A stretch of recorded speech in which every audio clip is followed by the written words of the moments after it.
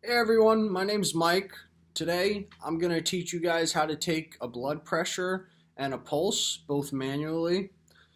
I have my patient here, Samantha. She's going to allow me to take her blood pressure on her and her pulse for this demonstration. I'd just like to let you guys all know about the couple of supplies you're going to need. You're going to need a blood pressure cuff, which includes the cuff that goes around the arm and the gauge that will give us our results. You're also going to need a stethoscope in order to take the blood pressure. And the pulse, you'll just need your own hands because you're just going to be using your fingers to feel for the sensation of each heartbeat.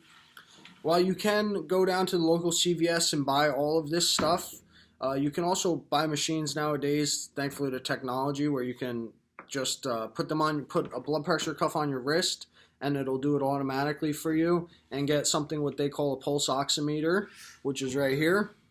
And you just put it on your finger, and it'll tell you how fast your heart's beating, how much oxygen you have in your blood. And some of them, even like this one, will show the beat on the screen as it goes along. It can determine if you have an irregular heartbeat or not. So for this demonstration, I'll start off with taking the blood pressure. Samantha, if I could borrow your arm, please. Now, blood pressure cuff, there's a couple of significant things on here that we should point out.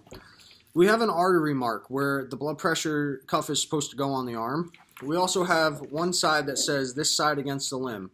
If you put it on backwards, it's going to puff up. It's not going to get tight on their arm, but it's just going to look like a marshmallow going around their arm. So, we need to apply this above the elbow. We'll actually roll up the sleeve so it's a little easier for everyone to see. Above the elbow, put the artery mark right on the inner elbow and wrap it around nice and tight. If it's too loose, you won't be able to, it'll start falling down and you won't be able to get a proper blood pressure.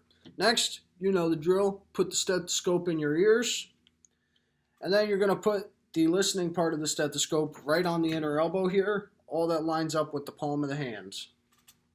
So once you have it on there, you're going to start pumping the blood pressure cuff up.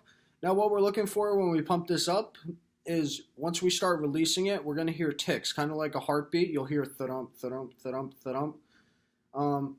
Because you can't really see it from there right now, I'll tell you guys when I can start hearing it. But this way you guys know the main drill of how to do it. So I'm going to start pumping it up. My recommendation for most people, unless they're really stressed out or something, is to pump it up to about 160. And then you'll just pull this throttle in a little bit, and it'll slowly release. And you just listen for the thuds. So I'm at 120, I haven't heard anything. Alright, I just started hearing it at 112. I still hear the thudding. And it stopped at 76. So, now I can take the stethoscope out of my ears, and I know that her blood pressure is 112 over 76. It's where you hear the thudding, and then when you stop hearing the thudding. I can take this blood pressure cuff off of her arm. Thank you very much for that. And fold your blood pressure cuff back up. Now when you get the results, make sure you write them down and you start keeping a list and a record of all of the blood pressure results you get and also the pulse results you get. This way you can determine what's normal for you and what's not normal. Now at this time, I'll teach you how to take a pulse. It's pretty simple, pretty easy. If I borrow your hand. So always do palm up, just like this. Right along the thumb here, you have a pulse on this side of your hand. You have one on the other side as well, but the easiest one to find is right here. Alright, you're locating again, a thump, but you'll feel it instead. You won't be hearing it. So, when you find it, count to 30 seconds. Or look at a clock and read 30 seconds, but count each thump. I'll do that now so you guys can see what I'm talking about. 1, 2, 3, 4, 5, 6, 7, 8, 9, 10, 11, 12, 13, 14, 15, 16, 17, 18, 19, 20, 21, 22, 23, 24, 25, 26, 27, 28, 29, 30, 31, 32, 33, 34, 35, 36, 37, 38, 39, 40, 41, 42, 43, 44, 45, 46, 47, 48. All right, now that was 30 seconds, and I counted 48 pulse sensations. So, because it's only 30 seconds, you need to multiply that by 2, which turns out to be 96. So your blood pressure is a little elevated. Anywhere from 60 to 100 is perfect. While you're resting, it should be a little bit lower. But as far as pulse rates goes, hers is pretty well. Some people have higher pulses than others.